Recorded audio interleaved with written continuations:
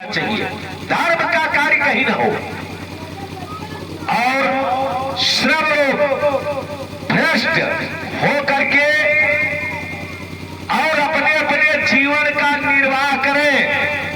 कलिकाल बिहान किए मनुजा, नहीं मानत क्यों अनुजा तनुजा। तो कलयुग ने प्रवेश किया और महाराज परीक्षित घोड़े पर सवार होकर शिकार करने के लिए गए। कल मैंने बताया था कि शिकार के मूल में पाप का जन्म होता है, शिकार कैसा भी हो। आज शिकार करने के लिए राजा परीक्षित गए तो क्या देखा, एक राज वेशधारी शूद्र एक गाय और बैल को पीट रहा है। महाराज परीक्षित को देख करके दोनों डकारने लगे, हुंकारने लगे, मानो अपनी भाषा में कह रहे हैं, बचाओ बचाओ बचाओ। राजा परीक्षित घोड़े से उतरे, घोड़े को एक पेड़ में बांध दिया और कहा इनको क्यों पीट रहा है। कहा रे महाराज जाओ, जहां जा रहे हो वहां जाओ, अब ये समय हमारा है, ये समय हमारा है। कहा कैसा समय आपका है। कहा मैं कलयुग हूं और मैं प्रवेश कर चुका हूं, द्वापर बीत चुका है। तो कहा द्वापर अगर बीत गया तो क्या कलयुग में आप संत महात्मा गौ और ब्राह्मण इनके ऊपर अत्याचार करोगे, इनके ऊपर दुराचार करोगे। अरे मरने के लिए तैयार हो जाओ, मरने के लिए तैयार हो जाओ। अपने कंधे से धनुष उतारा, कैसे चरणों में कलयुग गिर गया राजा परीक्षित के। और कहा महाराज समय हमारा है, लेकिन रहने के लिए हमें कहीं जगह दोगे। कहा अवश्य दूंगा, अगर आपने मांगा है एक स्थान तो मैं आपको रहने के लिए 4 स्थान दूंगा। कहा कौन कौन। कहा अभ्यर्थी समय अस्थाना निकले तदो धूतम पानम स्त्रिया सोना यात्रा धर्म चतुर्विधा। 4 स्थान देता हूं, जाओ धूतम, जहां जुआ खेला जाता है जाओ वहां निवास करो। तो कलयुग रोने लगा, महाराज जहां जुआ खेला जाता है क्या कोई अच्छा आदमी वहां रुकेगा, अच्छा आदमी वहां पर ठहरेगा। कहा नहीं, कहा जुआ जहां होता है कोई रुकना नहीं चाहता। कहा कैसे।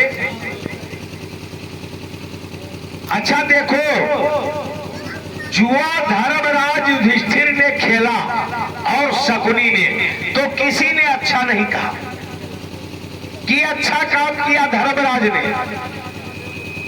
तो धर्मराज युधिष्ठिर ने अपनी पत्नी को तो रख करके जुआ खेला था, अपनी पत्नी, लेकिन किसी ने अच्छा नहीं कहा।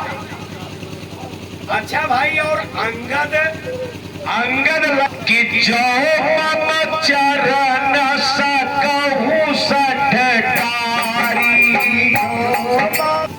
अंगद ने जुआ खेला लंका में, तो आचार्य आप जैसे विद्वानों ने भगवान से पूछा कि धर्मराज युधिष्ठिर ने अपनी पत्नी को रख करके जुआ खेला, किसी ने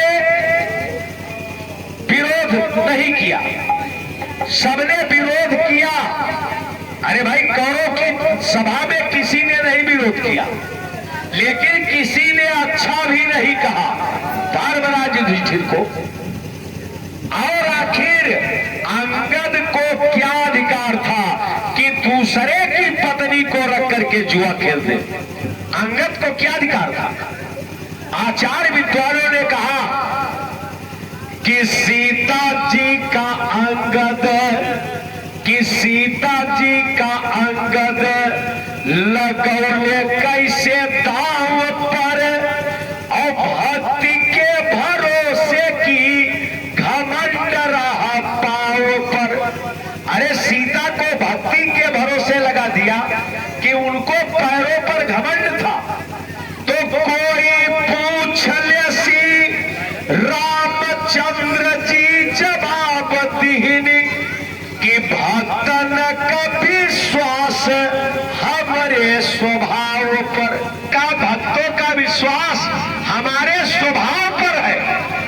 और हमारा स्वभाव कैसा है कि भक्त का है तव हाहारात सिंधु बीच हम, और भक्त का है चढ़ी जाई चलनी के नाव पर, और सीता केर बात तव दूरी रही तुझ राज, भक्त चाहे हम हिन गधाय दे दाव पर। भक्त जब चाहे तो हमें दाव पर लगा दे। सीता की क्या बात है?